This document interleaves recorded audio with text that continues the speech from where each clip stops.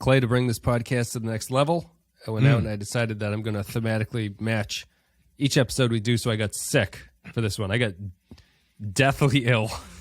I'm doing it now. I'm trying not to laugh. I will cough and wheeze and not be able to. Every point you make will sound like I'm caught off guard, that I'm so blown away by what you're saying that I can't catch up. I was reading a story to my kids tonight, and I was like, I can't make it through this kid's book. Gotta take it easy. Gotta get some tea. Gotta take it easy. But I'm sick anyway. I sound terrible. I might start coughing. This is all a long way of warning people, as you have to do annoyingly on podcasts, that I might cough a lot and sneeze. So you're going to have to do some heavy lifting here, potentially. Are you ready for it? Yeah, we were going to start the thematic thing with the last series, but because of the supply chain issues, they were back ordered on Vulcan pointy things, and they only sold them in packages of like 15. So they didn't come in time for the show, and now I've got 15 Vulcan pointy things in my living room I don't know what to do with. So hopefully the next episode of Enterprise is how meat prices are up like 18%, because I think that would be just very timely. That would probably change my opinion on the whole series if we had 3 episodes in a row that were like amazingly matched to my life. I would say it's the universe trying to tell me something. I don't know if it's a god or if it's the next Shangri-La or whatever. The next episode is all about buying 12 gallons of milk twice a week. Yeah. Although that itself, I think that's already an old reference, so by the time this comes out, that's going to be ancient. There's a few moments in my life that I've never been prouder of. When I was on social media, I took a picture of our supply cabinet for some reason. It was on Twitter, and then someone was like, "Why do you have so many rolls of toilet paper? Who the hell needs that much toilet paper?" Then COVID came, and fuck yourselves, everybody. I have that much toilet paper. That's where it is, and that's where I stand. Yeah, we had a similar situation in our house where, because I just didn't bother to look before I went shopping, we ended up with like 5 or 6 cans of Lysol wipes. Yes. Which at the time seemed like a lot, but then it's like look Bitcoin. What happened. You could sell those for $5,000 each. Yeah. Dude, I remember this is so stupid. Early in the pandemic, like when the tensions and stress was still really high regarding that stuff, I remember walking the dog by a house and being able to see into their window and see that they had like 12 canisters of Lysol wipes like up above their their entryway or something, and I was looking at them like I was prepared to throw a rock into their house and go take their booty. It's all changed since then. Excuse me. Here we go. We'll get this. We have a time crunch here anyway, so we'll get through this one quickly. It's called Observer Effect. It's the 11th episode of the 4th season. Came out on January 21st, 2005. Written by the Reeves Stevens people, Judith Reeves Stevens and Garfield Reeves Stevens. Directed by Mike Behar. In universe date unknown, 2154. This is going to be a rough one, Clay. A pair of non-physical Organians study the response of the Enterprise crew to the infection of Hoshi Sato and Tucker by a fatal silicon-based virus brought on board during an away mission. So, they get sick. Some Organians show up. We have an interesting cold open. Where do you want to start with this one? I thought, it was interesting that this week on Enterprise, the ship gets COVID, and Mayweather and Reed play the part of Twitter, which was fun. But yeah, I thought it was one of the better cold opens of the whole series, actually, because it actually caught me off guard a bit, and not just because Mayweather had lines, but because there was clearly something different going on, and it actually developed some intrigue as to what the story was here, which is generally not what the Enterprise cold opens do. They are usually just about someone finding that there's no more cream in the coffee section of the mess hall, and then getting called to the bridge. Up. Yeah, a lot of cold opens about chefs' inadequacies as a chef. But yeah, go ahead. I agree about the cold open's interesting. It's nicely paced how they reveal that it's not quite right what you're seeing there. Like it's not just outright that they get to it, but I think the big success of this one is it's interesting how just a slight shift in framing something makes it seem completely novel. I'm not sure I've ever seen a Star Trek episode that does this. What they do here, which is that some crew members are just hijacked and in a way not 100% part of the plot. Like they are part of the plot, but they are not interacting in a way that causes like the other crew members to recognize who they are. They're more, as the title says, just observing what's going on. I thought that was, for how late in Enterprise is coming, I thought that was kind of like a revolutionary thing for how many episodes of Star Trek there's been at this point. I was just surprised by how a slight shift in something can really make what it can be otherwise seen as semi-generic material seem completely novel to you as a viewer. And so I thought that this episode succeeded in that way anyway.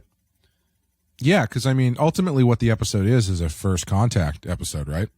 Or even a prime directive episode. Yeah. Without explicitly bringing up the concept of the prime directive, they're kind of testing that and pushing on it a bit. And yeah, the focus of it was much different than they usually do that kind of stuff with, and it was more, it was a new angle on some fairly familiar material that made the material seem more interesting and different. And it you still get that sort of moment where Archer, I mean, honestly, what you get is Archer kind of pushing back against the prime directive, as opposed to being the Starfleet guy who's like, this is why this is important.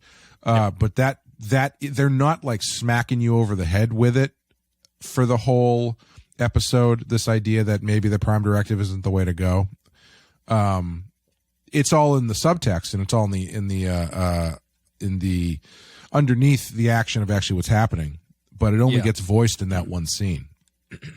I would say that to someone like, to Star Trek fans, I guess I would push back on that a little and say that the Organians, which are this non-corporeal life form that are a TOS reference, if you're unaware. I did not know that, yeah. Are fairly explicitly versions of the prime directive that we're familiar with, which is interesting. So just to get it out of the way, this is probably the best episode of Enterprise that I've seen so far, I think. Yeah, it's great. Really good. I thought that this was, we'll get to the ratings later, but this was something that I always complain about the show, is that the show rarely has a point of view about anything. And I thought that this one, in its swan song 4th season, decided that we're going to attack the traditional TNG version of what the prime directive is, which is that the Organians actually represent what Picard and them would do early on. Right, it's a kind of non-interference thing. There are literally episodes of TNG where the crew is like just observing aliens down there, and they're not going to break first contact because they're not warp capable or whatever. And there's a lot of immoral TNG episodes where a civilization is about to get destroyed by a comet or a sickness, and the crew's like, well, we can't do anything for them because fuck them. Like, they don't have warp drive. They're not important enough to live. And the Organians are of that opinion starting this off. They have that kind of like, don't interfere with anybody because we are superior to them. And if our superiority influences them in any way, it's only going to be a bad time. And I thought Enterprise did a fairly brave thing here by challenging that idea that that's a good thing.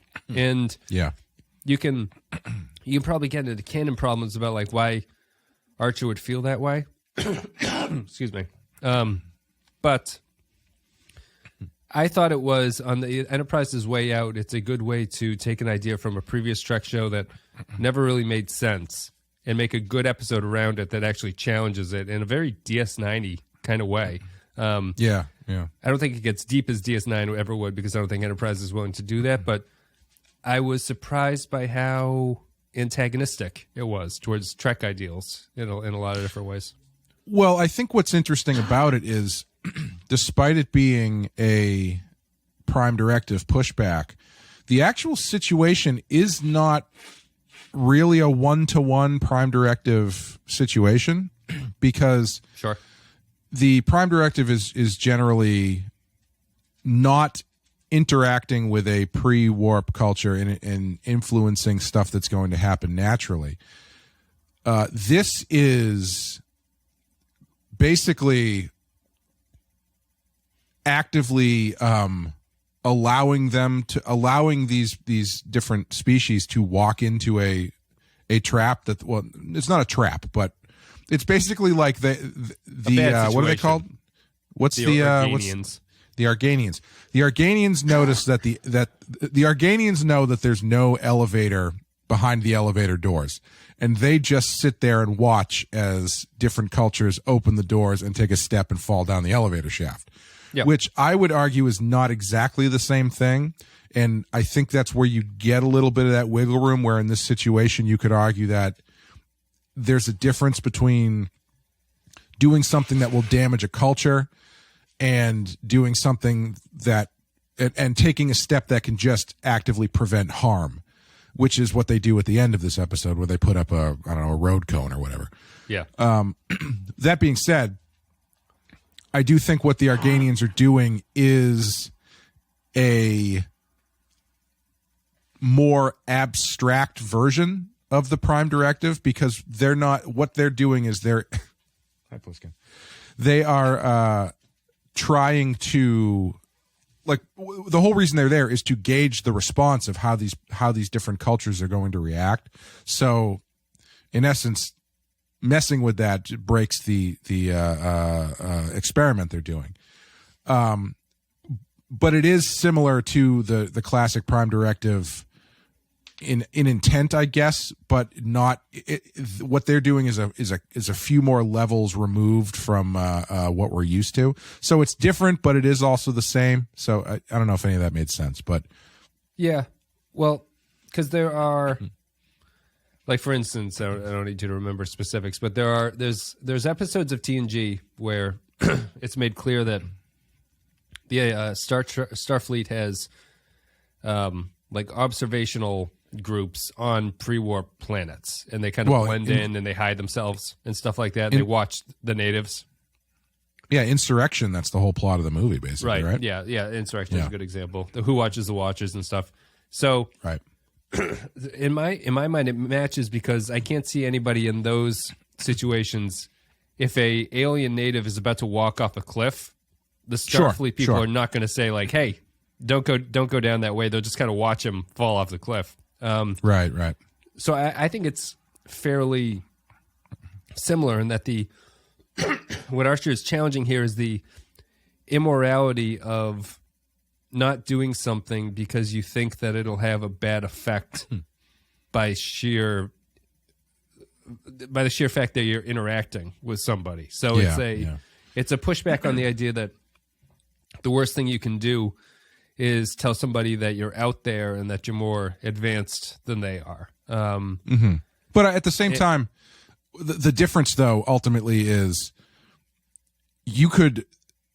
In the TNG approach of they wouldn't stop somebody from walking off a cliff.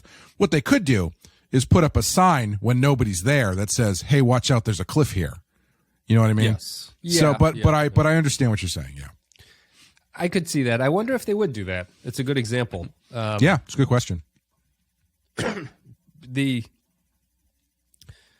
Organians don't do that, and they have in my mind, they have the two of them that have kind of the pro and con argument of that kind of action, which is what's defined by the two Organians in this, where they both kind of disagree about whether or not that's the appropriate thing to do.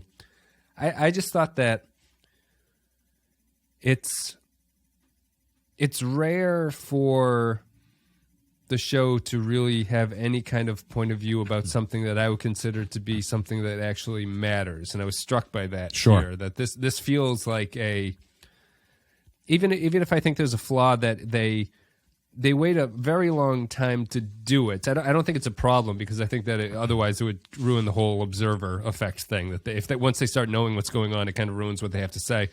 But I thought that in general for Enterprise, I thought it did a really good job of building the case against them and showing the crew reacting well. Like I like Archer's whole sequence at the end where he like takes off his glove because he's like, we need a doctor, damn it. Like you can't get infected, so I'll do all the shit.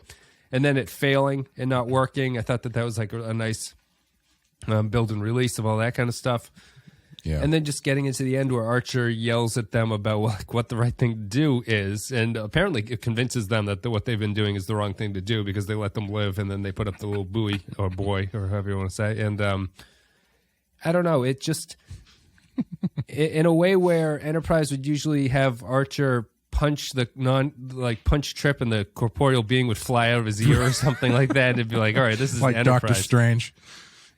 There was something charming in the Archer's just talking, thinking that he's doomed at that point. You know, he's like, I can't change anything. It's just like, you guys are being real dicks about this whole situation. And then they fix it for him. And also because they can't remember who the Organians are, they do the mind wipe, but it doesn't feel like a total reset button to me. It feels like it's like, well, this has been established as their power, that this is how they get around doing things. Which, if you want to talk about my one thing is, what exactly do the people who get taken think? I guess they just implant memories about what they've been doing that whole time. I don't know. That was a little bit odd, but I liked it. I thought it was clever. Maybe it's a Quantum Leap situation where they go to the Organian homeworld for a while and hang out inside the body of a squid monster or something. Yeah, for 45 minutes. Yeah, my big question is, I was surprised that Phlox wasn't like, Hoshi, we might need to run some tests on you because I'm pretty sure that you were clinically dead for 15 to 20 minutes. So long time. Couldn't get to you. Yeah, she was dead for a while before she came back. So yeah, that was interesting that they have the abilities to apparently bring the dead back to life, but I guess they are that far ahead of everybody. But minor nitpick. Yeah. Linda Park. Yeah. Consistently through the series, very bad at playing possessed by aliens. She was bad in Extinction. She's bad here, I think, in almost bad enough where I feel her acting significantly undermines the final scene with Archer, because I don't think she's effective as that mean Organian character. I think that person has to be like sort of more intimidating and cruel about things, and she doesn't come across that way. I thought Connor Trinneer was great. I thought he was really good in that scene. He's good. Yeah. He's consistently probably the best actor on the show. I would have switched the roles. I would have had him be the by the books Organian and had Linda Park be the nicer one, the one that like wants to help, wants to fix things for them. Yeah. But the other, I can't tell if it's an acting thing too. The only moment that really struck me as kind of a weird scene was when she breaks out of the quarantine by breaking the security protocols or whatever. Yeah. I was like, is she possessed? Like, I thought that the Organians had possessed her because they were like, we need to infect the rest of the ship to see how things are going to happen. Oh, yeah. No, I think it was just she had a fever. It was just like she was getting feverish and insane. Yeah. It didn't really sell for me. And it also didn't amount to anything because like they had to widen the quarantine zone or anything, but it didn't really raise the stakes at all. I would say that scene is probably there just to have the scene where they forcibly have to knock them out. With, it's to give them drugs. Yeah, with Somnambucil or something like that, which sounds like the drug from Freddy versus Jason that they use, which is Hypnosil, I think, to the dream suppressant. But yeah, it didn't really amount to anything. Like nobody else got infected. It was just really there to knock them out. I did think that the scene where they get possessed and sit up and start talking good. I thought that was great. Yeah. And Phlox seeing it on the video, I thought that was very good. The idea that they can wipe your memory was really interesting because I didn't realize that the Organians were a race that had appeared before, so I didn't know that they had established powers. At the time, I thought it was a bit of a story kind of cheat. Not necessarily a cheat, but let's just put it this way: when it got to the point where Hoshi and Trip had both died, I was legitimately wondering how they were going to get out of this, and apparently the answer is off screen they get out of it. But what I found interesting about their powers and how they could wipe your memory was it allowed for these interesting conversations that didn't ultimately change the course of anything. So you get that interesting scene with Phlox where Phlox figures out what's going on and pushes back, and he's like, I'm not even gonna remember this, am I? And then later on, the scene with Archer was interesting. So yeah, it is an interesting power to employ, where you get to have these dramatic scenes with these characters that are almost like asides from the main plot. Yeah. Excuse me. What's nice is that because their power plays into the plot the entire time, it doesn't just seem as an obvious reset button power that they then use at the end to reset everything. And what it does is it's a neat power for them to have as in their role as observers, because if their experiment starts to go awry, they can course correct on it and just be like, no, you weren't supposed to see this. Like, we'll just fix everything. Because if they don't have that, the moment Phlox realizes something is up, the episode crumbles, and they can't do anything about it, because the Organians have said that that's their whole purpose. Well, it also, I was expecting, so as I was watching it, I kept thinking, all right, when is this going to turn into an Enterprise episode? And I thought that moment in the bad was way, I'm assuming that's what that means. Yes, yeah. If not bad, but just like, predictable. The more predictable way that this show tends to go a lot of times. And I thought, okay, here we go. Once Phlox once he saw the aliens, I thought, okay, here we go. This is going to be now Phlox talks to Archer, tells Archer what's going on. Now they start trying to figure stuff out without the Organians realizing that they know, and what that turns into. I mean, I'm not saying that would have been bad, but that would have been the more traditional way for this show to go. Yeah. But the great thing they do is they have that bit where Phlox goes to the door and Archer comes in, and he and T'Pol are now possessed. Yeah. And just cut that off at the knees. Yeah. Yeah, it's a little kind of, I don't know if you've ever seen Funny Games. Have you ever seen Funny Games? Yeah, the original or both. I've seen the original and the remake, actually. Yeah. It has a little bit of that feeling to it, where it's like, okay, now you can see the path out. Boom, path out's gone, and you're back to where you were before, and now you have to figure out a new way to get out if there is one. And so I think it worked well in that sense, where I legitimately wasn't sure how they were going to get out of it. But you can still have these, like I said, you can still have these scenes where the characters know things and move forward, but you're still kind of pulling them back as far as their progress to solving the problem in a way that doesn't feel like a total cheat. Yeah, it's nice because it's actually a really good way to have memory wipe stuff, but actually still have character I won't say growth, but character demonstrations. Like Phlox exposes his hand as a doctor who cares about his patients and intelligent to realize that what's going to happen to him, like where all the roads are going to lead. Archer, as we mentioned at the very end, gets to spill his soul about what he thinks these Organians are doing, even though he thinks he's doomed, and then they'll be able to reset it. So it's a nice way to. I thought the episode actually did really good character work, even in terms of just between the Organians. I thought was pretty good. It's not really Trip and Reed, but it's not Mayweather and Reed, but you get a good sense of who those two characters are supposed to be against each other. The only excuse me, the only thing where I think it falls apart is there is a semi-significant chunk of this episode that is Trip talking to Hoshi. And I don't think it's very good, because I don't understand why they're now dumping all these facts about Hoshi on us. It's almost like the Bible has not been completely written into every episode. So they're like, oh, she's a black belt in judo. We got to get that into an episode somehow. So we'll have her talk about that. She talks about how she got kicked. Black belt in Aikido, which is probably the lamest black belt you could be. No offense to Aikido people, but come on. Offense to Hoshi. And she talks about how she got kicked out of whatever the proto Starfleet Academy is because they don't have Starfleet Academy, I guess, at this point. Right. Yeah. What'd you think about all that stuff? I've been trying to think all day about how, if that ties in, because it seems to me like it's the weakest link in an episode that's otherwise pretty consistently well executed across the board. Well, I would say that's probably the most cliche scene in the episode, really, because you have that kind of episode in these you have that kind of scene in these types of episodes all the time. You got two people isolated. It looks like they're not going to get out.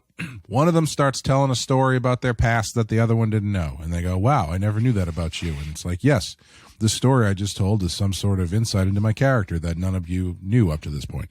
Right. However, you don't really get that because Trip and Hoshi are not the leads of the episode. So nothing that you learn in that scene plays into anything that they do for the rest of the episode because they essentially just die. So right. Yeah.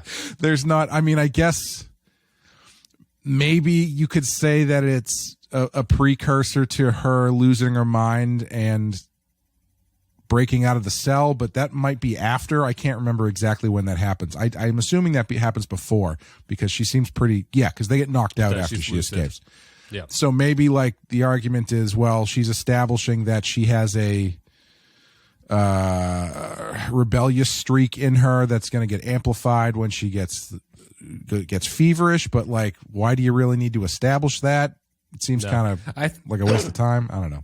I thought they did it just for the moment where when she breaks out of quarantine and Trip tries to stop her, she like grabs him and does some martial arts against the wall to him, you know? Maybe. Like, are they trying to just explain why she can overpower him like that? Yeah. That's a long way to go for a ham sandwich, as we like to say on the show. It is. And it's just a funny decision because I'd be totally fine with those two just being stuck in there and not really spending any time with them outside of knowing that they're stuck in there and they're sick and that they can't get out because they'll infect everybody.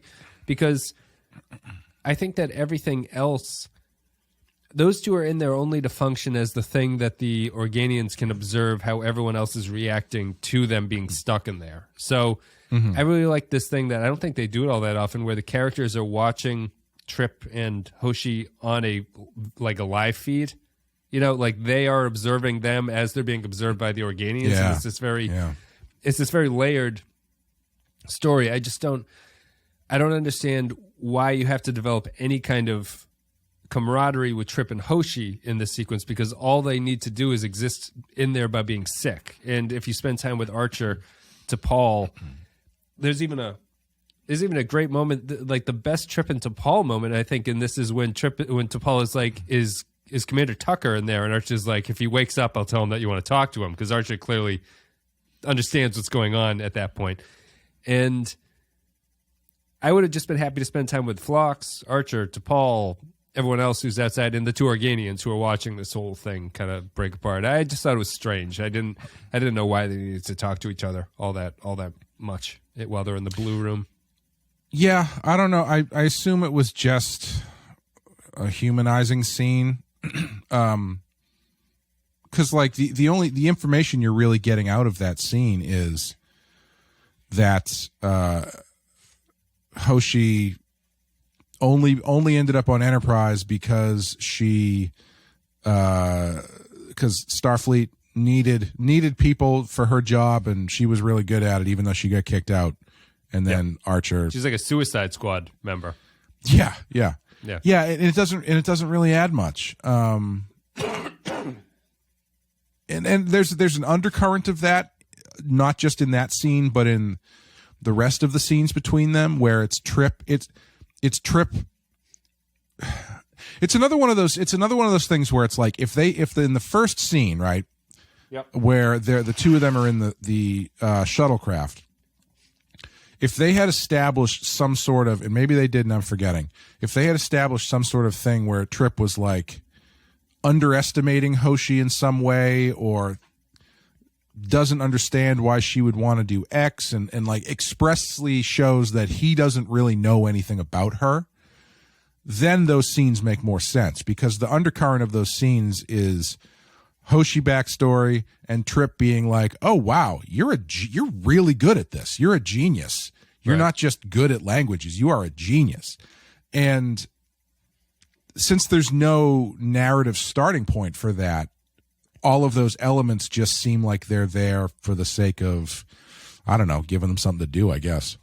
Yeah, I mean, not that they should rewrite this, but I think that there's a storyline there that's probably too big for what this is trying to do, where I feel like thematically what you would tie that into is that they're a pair of characters who one of them knows something about the other one that the other one doesn't know, and it more mirrors this observation aspect where it's like you're kind of learning something about this person through this observation period, which is more of an interaction between them in that way. Yeah, you know? I guess that is kind of what they're doing, isn't it? Because I mean, that is what's happening. Is Trip is observing Hoshi and it's just learning not, stuff about Hoshi, but it doesn't have any. it's just not narrative weight relevant to it.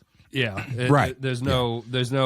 If I think it's a perfect example. It's the perfect time for a serialized story. Not the show does not have a story. I don't think that's running at this time that would fit there. But if there was some two characters who were at odds with each other and they were stuck in this situation, and this became the moment that they like sort of saw eye to eye for a moment, I think Right. that thematically works. It just the show doesn't have a plot line or characters who can fit in that time. So again, just to belabor the point, my only criticism is that I don't think you need to spend any time with these two because the plot that's important is kind of outside of that, and they're just the MacGuffin that's driving the other characters to care and act and have the Organians look at them.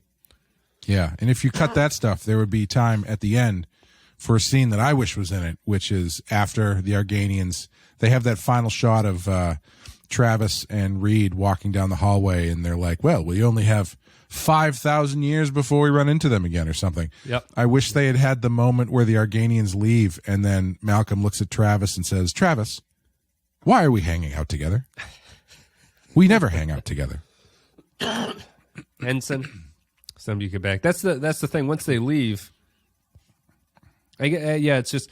I guess they do explain it as just the Organians implant memories into people, and you just kind of wake up and you're like, oh, I guess I've been standing here. I just remember standing here for the past 2 hours, so that's fine. Were you surprised that they didn't give the humans the secret to curing the disease after they wiped their minds at the end? Because it seemed kind of that was the one thing that felt weird to me was off screen they kind of snapped their fingers, and the next thing is Archer going like, I don't know what happened, but everybody seems to be fine. And then Phlox looks and he goes, yeah, I just I don't know, maybe there's a radiation leak and we all got good radiation. It's that tough actin actin I gave them. It's just long lasting effects that'll just take forever. I'm sure the people back at Starfleet headquarters will figure it out when we send them back the samples of this virus there is no known cure for. Yeah, it is. It is probably something that the higher ups reading the report are going to get to the end and say, "What did you do? How did you fix the problem? Like, apparently just Jesus came over and resurrected people, and that was the end of it." But yeah, it is true. I didn't think about that. Captain, what I'm taking away from this is, I think you might have some sort of a serious coolant leak or something wherever the radiation from that CAT scan machine is emanating from, because that's the only reason I can see why this worked. There's no other explanation. No invisible aliens were found. No invisible aliens were seen. So this will be tough because it's like during the. Sorry, I was just going to say it's like during the Black Plague when everybody was trying to figure out the different ways things that might solve the Black Plague because they didn't know what germs were and stuff. One of the things that I can't remember the exact reason that they got to this point, but they thought that the fumes from latrines would actually prevent you from getting the plague. So you had people essentially standing over the shit piles in bathrooms and on the streets and just wafting it in and breathing deep the piss and shit that were on the streets of London at the time, assuming that was going to be the thing that drove them away. Oh, I believe it was because sorry, this is a bit of a tangent. I believe it was because they noticed that latrine workers and butchers were not contracting the plague as quickly or as frequently as regular other people were. Non-people, yeah. Yeah, and what it actually was is that the people at the time thought it was the fumes from the shit or the rotting meat that was repelling the plague. But what it actually was is that latrine workers and butchers actually washed their hands more than normal people did. Oh, sure. Yeah. And so they were not even realizing it, actually had better hygiene for this particular thing than the normal people did. So they ended up not getting it as frequently. Yeah. No, but everybody else nose deep in pig entrails and your sister and neighbor's shit. It must have, because there's the, I don't know if it's the discoverer of infectious bacteria or something, but there was the doctor that sort of brought about hand washing as a practice, just started doing it as a way to test, and his surgery success rate in that the patient doesn't die because of the surgery, it went from 10% success to 95 or something. It was just it was just such a remarkable change. You wonder what people at the time would have thought about it. It doesn't make any sense if you can't see germs. They also, isn't that one of those stories where the guy who suggested that they thought was insane, even though he had the data to back it up, and they actually I don't think they took him seriously or something? Yeah, I think if I'm remembering, I think he was a disagreeable person. So it's the kind of thing about the politics of science that they didn't really like the guy, so they weren't gonna buy into it. I don't know if this is just a meme creation, but I think the end of that story might be he ended up being put away in an asylum because they thought he was nuts. Yeah, but I'd have to look that up. So this will be, we can wrap it up with the Organians. It'll be tough because you're unfamiliar with them. They appear in an episode called Errand of Mercy in TOS, which is the Klingons and the Earthlings are fighting each other, and they end up on this planet that they're trying to protect from each other. So the Klingons are trying to protect her from the Federation, and the Federation is trying to protect her from the Klingons. They think that they're this ancient race of very simple people. It turns out that the Organians are the beings that they are here, so they kind of are these non-corporeal things that can just appear in human bodies and make people think that they're there. But their ethos in that one is that they are trying to prevent any kind of hostilities between the Klingons and the humans, but they have to act as if they're just normal, simple people. So they're Kirk is getting very upset that they're not taking it very seriously, how the Klingons are going to kill them all, and why don't you guys do anything? Why won't you leave? And they don't want to see any kind of violence between them. And then eventually it's revealed at the very end that they are all-powerful beings who could basically just disappear or just cause the Klingons and the humans to go away and defend themselves. But I think this is all a very long way of saying this is an example of a situation where I think that the continuity connection actually weakens things here. And I would not have made these a connection to a TOS episode at all. I understand the novelty of doing that. I think you could just make up an alien race, and this would be a better example of it. So what will happen here is that my description wasn't very good, and my voice is killing me, so I can't really get into it. But the problem here, I think, is that the point of view that they have in this episode is completely the opposite of what they have in the TOS episode. So this is seen as some sort of spark that will change their society about how they go about doing things. And for a species that has existed for so long, it's the Vulcan problem of apparently they just change overnight into a different kind of thing, and they're have a completely different outlook on what they're supposed to be doing and everything like that. I just don't think it's necessary. And I think people sort of overvalue the canon connection there. Sure. And what's also interesting is that not knowing the connection to TOS didn't impact the story for you, which I think is good, and which I think that it should be the point of all these continuity connections. I just think it's the only case this season where I felt like I wouldn't have made that connection. I don't mind the transporter inventor. I don't mind the Vulcan stuff. I don't mind trying to do the Soong Augment arc, like that all felt fine. This one felt like, you went a little bit too far. I didn't need to have this be a reference. You could have just made this up and just make it be its own little thing. Yeah, it's a tough call because I think what they got out of this was so good that if they had, like, I guess your options are you either use these characters or this race and do something good with their capabilities, regardless of the connections and whether or not it makes sense. Yeah. Or if you're telling the story, you come up with something that is similar to the point where people are like, well, why didn't they just use the Organians? Yes. So yeah, I don't know. I agree with what you're saying in principle, I think, but I don't know if I don't know. And having not seen TOS, it's hard for you to comment on it. Yeah. I think it's just also, it's not like I'm assuming the Organians don't show up after that TOS episode, do they? No, I don't think so. I think that's the only time that they show up. So I mean, on the list of continuity that might be immovable, that's probably not too high on the list. That's true. But I do understand what you're saying. I think it's, what would it be? I think you just don't, what would it be? I guess you just don't gain. I don't think it's a net positive by making a connection there. Sure, I suppose. I think it's just it's another thing of like the universe is too small. It's another example of you're backing yourself into this cute little corner where all of the species that you're never supposed to have interacted with, like the Ferengi in season 1, like they never see them, and you always have to end the episode going like, they don't remember anything that happened there. Yeah. Here, this works a little bit better than the Ferengi one, I think, because the Ferengi would probably left DNA and stuff like that. Right, yeah.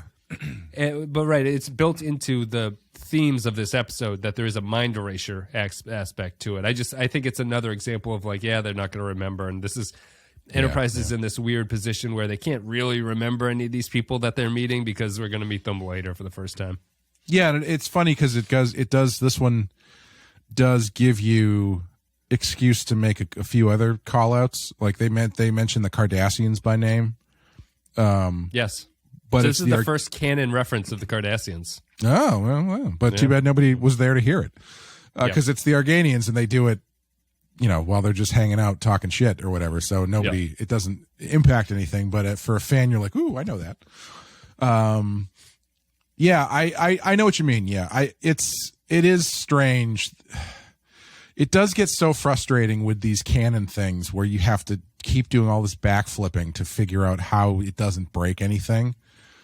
And it's like but this one does make more sense because the memory thing is part of their established power set. So it's like, this is the least offensive version of how you get around that. And even here though, if you did want to use these characters without drawing that direct line to invite the point of view dissonance, just don't use their name.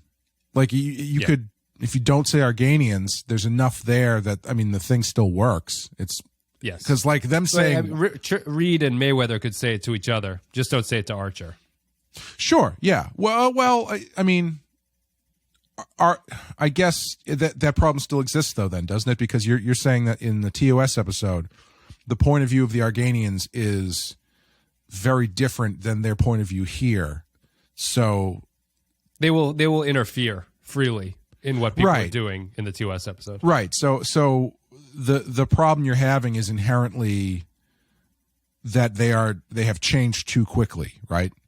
Yes, based on seemingly this one experiment. Yeah. So saying their name at all, I think, still puts that on the table because regardless of who hears the name. Sure. Because in this one, even if they do say it to Archer, he doesn't remember the name anyway. Right. But if you use the powers and everything and you just don't say the name out loud, then you can have your cake and eat it too, where it's like, well, they don't act like the Organians act in Errand of Mercy. Well, it's because it wasn't the Organians. Or is this the Organians? I love it. It's like, yeah, it's supposed to be the Organians. You can kind of go either way with it. Yeah. Yeah, that's a good point.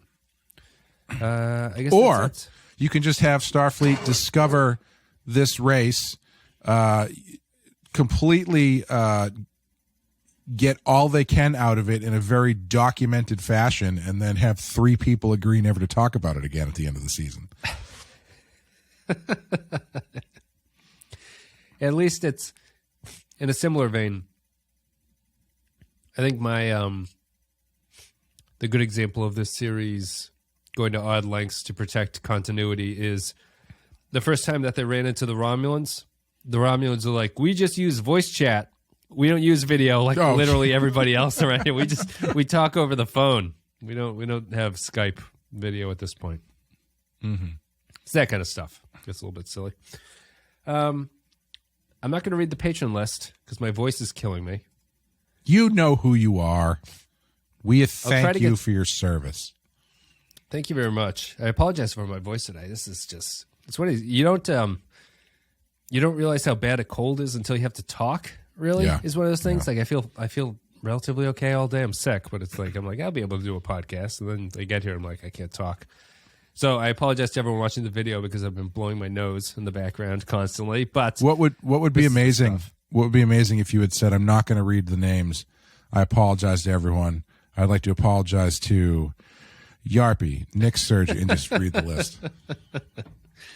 All the people I'd like to apologize also happen to be our best tier supporters on Patreon. Patreon.com/The Penske File is the place to support the show if you're so interested.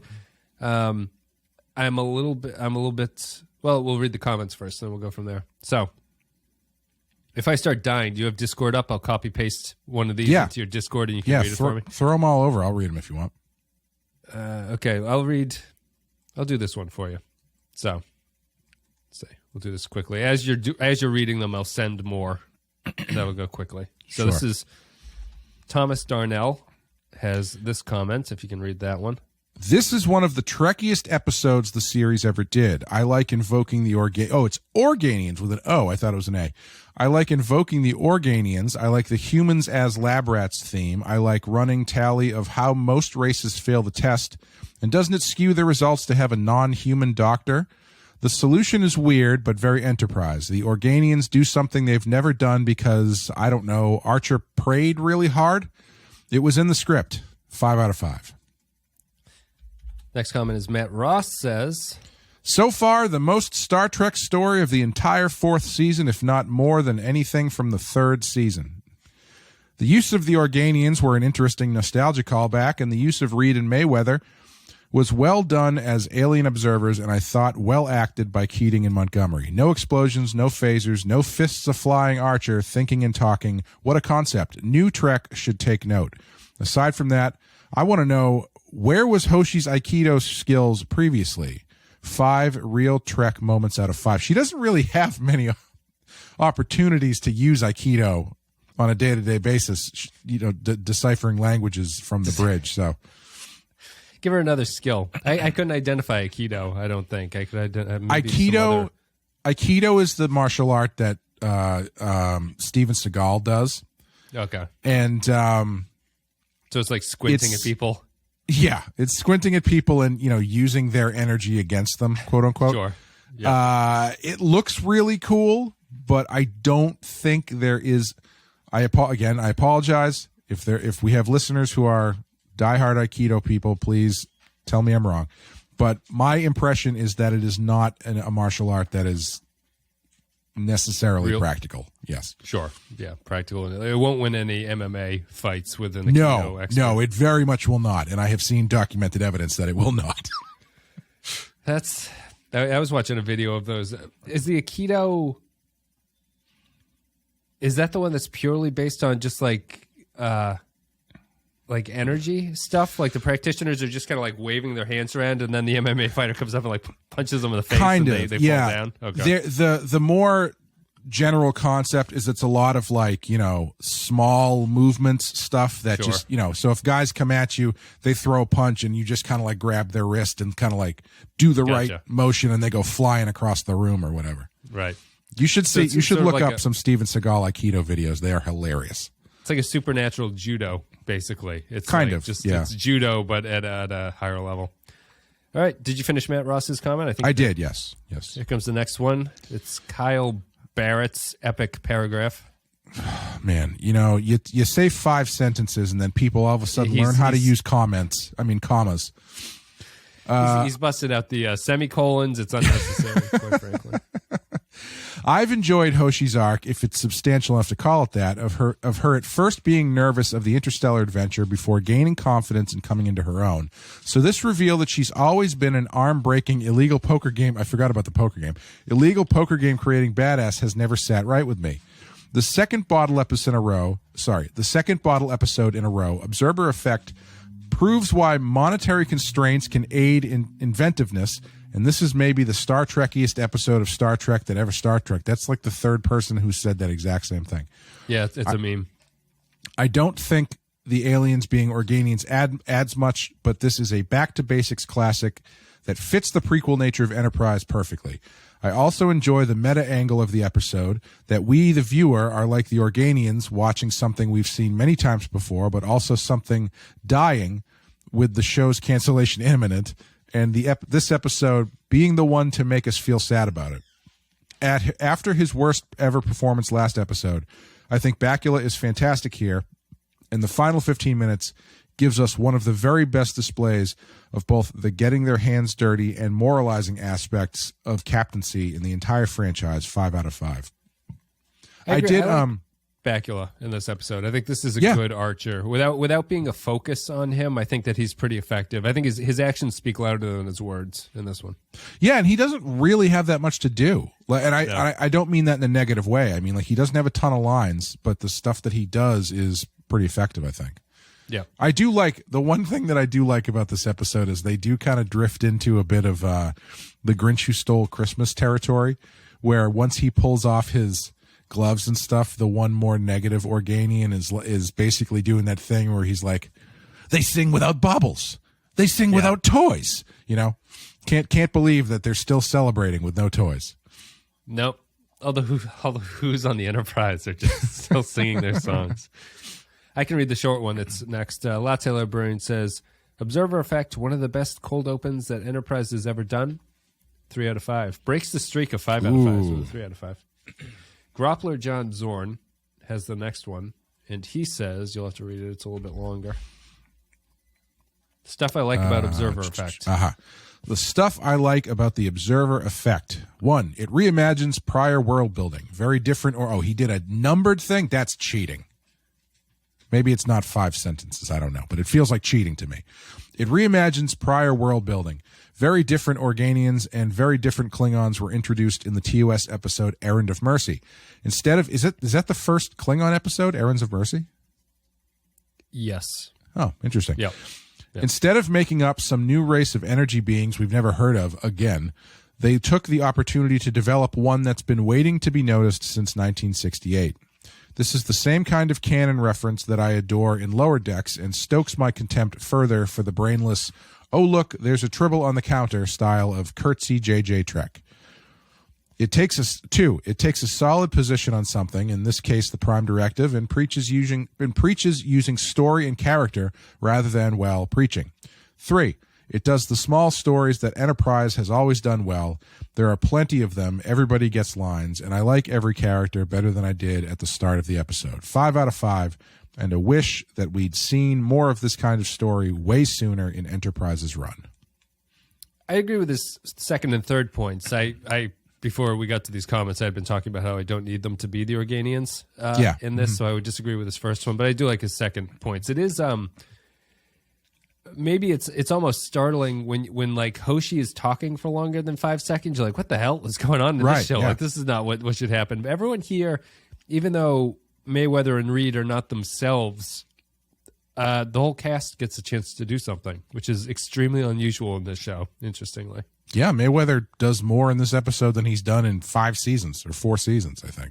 Yeah. He actually gets to act. Yep. Let's see here. This is Royo says this.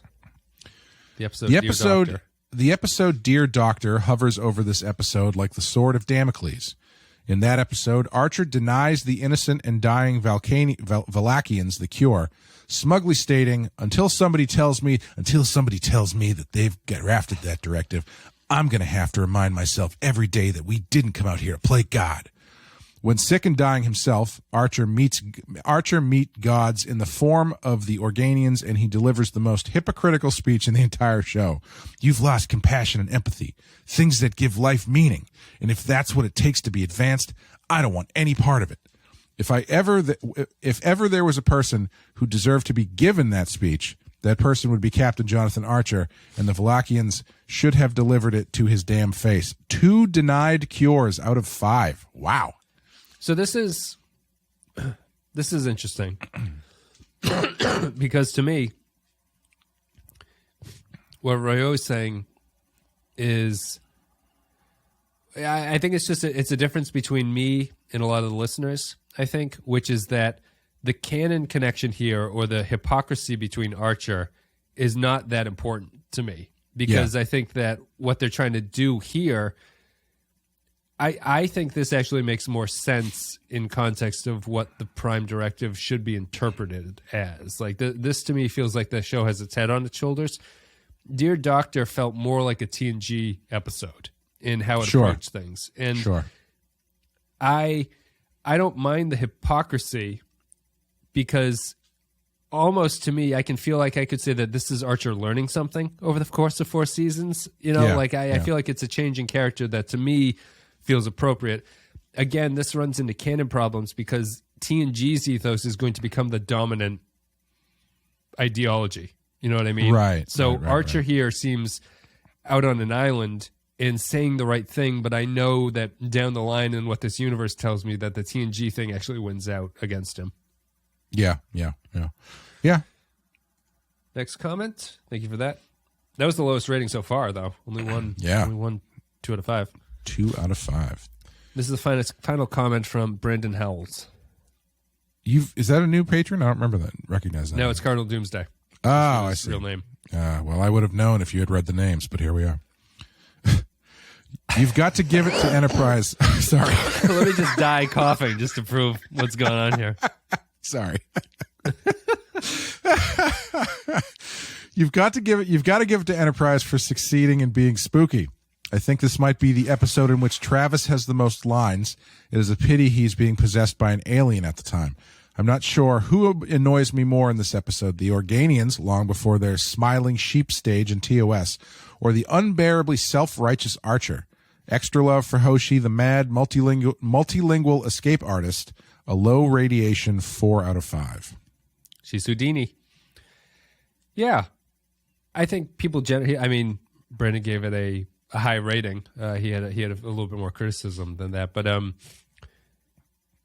guess we talked about it. I like Archer in this one. I guess we've already talked about it, so we don't need to go back to it. So thank you, patrons, for leaving your thoughts about that one.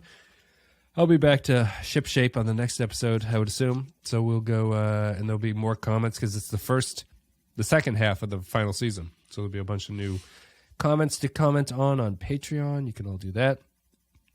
Boy, I'm fading. All right, Clay, here we go. We'll wrap this up. Yeah. What are you going to give this one on our scale of 1 to 5? I've already said that this is my favorite episode of the show so far. I think.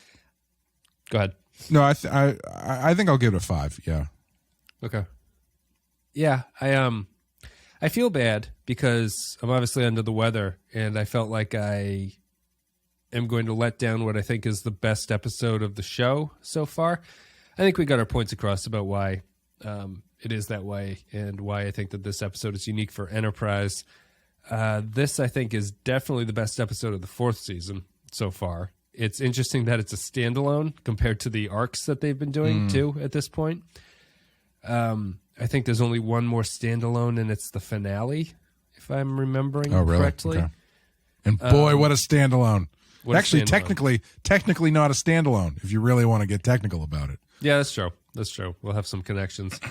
I just thought that this was the first time that the show brought everybody on board. They had a whole bunch of stuff going. They have a really unique framing idea about how they're going to take a somewhat predictable or somewhat not really novel idea, and they're going to, just by giving you this alien abduction story where the rest of the crew does not realize that people have been abducted or possessed by aliens, adds this unique spin to things. And I also think that what could have been even like, so it's a stacking thing of interest. They do this framing device with the Organians. Then they actually have the Organians have a point of view that is interesting instead of just being generic aliens that possess people and are like, we're going to do whatever the hell we want to do. The Organians are a representation of old Star Trek TNG ideas, which is that you shouldn't interfere with things. Enterprise then comments on that by making that ideology the villain of the episode, interestingly. Goes about its business, has some really effective character moments with Archer where he doesn't say a lot, as we talked. Trip and Hoshi die. We get some nice scenes with T'Pol about to break down in tears. The one time I think that T'Pol's acting there is appropriate. They have to show something. That's not the time to really sit down and cry, but it's like right. She does Blaylock does a good job of sitting there but looking like she's upset, but not really acting like she's upset, which I think is the way that the Vulcans should be portrayed. I think it all just adds up. And then they wrap it up in a bow where, even though they have to hit the reset button because we can't know who these guys are, they do it in a way that thematically ties through the entire episode and has something to say about what they've been observing and what's going on and how they're going to learn things about it. I think this is one of the best episodes of the show, if not my favorite so far. And it's interesting that so many people said it's the Star Trek episode that's ever Star Trekked. I think it is, but it also does the DS9 thing of pushing the idea back against it. So it's not just a TNG clone at this point. Right. It's too bad the show couldn't do this for 4 goddamn seasons, but eventually they got here, and I'm torn about whether or not this is a 5. I went and I looked at all the other episodes that we've given 5s, and I don't know if it gets there for me. I honestly, as I was thinking about it, I think it's probably a high 4 for me more than it is a 5. Because as soon as I said it, I was like, oh, that didn't feel right. It felt a little dirty saying that. Yeah. I'm going to give this the highest 4 possible. This to me is on par with like Second Chances from TNG, which I consider to be a very, very strong 4 on our rating system. Yeah. I think this is great. This is not transcendently great in a way that some of the other series ever get, but I think this is really, really good. And if the show had done more episodes like this, I think it would have been in a better space when it was wrapping up. Yeah, I agree. That's it. I'm glad I made it through that without choking. Thank you, patrons. Patreon.com/Lipinski File if you want to support the show there. The show will be back with Babel 1, I think, is the next episode. I'm pretty sure. It's an Andorian storyline. That's it. Thanks for your comments, patrons. Thanks for listening. Thank you for watching on YouTube. I apologize for the sickness again. I'll be better next time. Clay, do you have anything you want to say before we leave? Badass is done. We have finished Batman the Animated Series and its secondary kind of like B series or continuation, the New Batman Adventures. We are kind of on a break, I assume, at this point still. We have a wrap-up episode coming. If it hasn't already, I don't think it's probably going to be out by the time this comes out. And then we'll be doing, I think, the Superman crossover episodes. Yeah, and maybe there's only a couple of those, right? Yeah, and I think Mystery of the Batwoman, just for completion's sake. And then we're going to jump into Batman Beyond after that. And, keep checking out Rotten Horror Picture Show. I don't know where we are in the grand scheme of things at this point, but in November, we will have covered on Patreon Friday the 13th, part 11, I guess you could call it, which is Freddy versus Jason. And in December, we'll be rounding out our year of Friday the 13th with the remake, the 2009 remake of Friday the 13th. And we'll be coming up with something else to do next year for our Patreon stuff. I think we'll come up with a list of a few things and have the patrons vote on it. Yeah, that makes sense.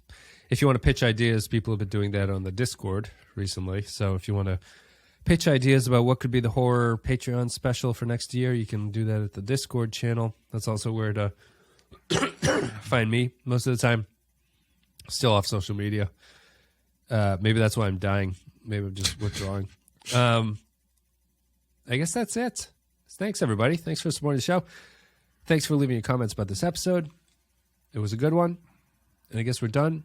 We'll be back with Babel 1. See ya.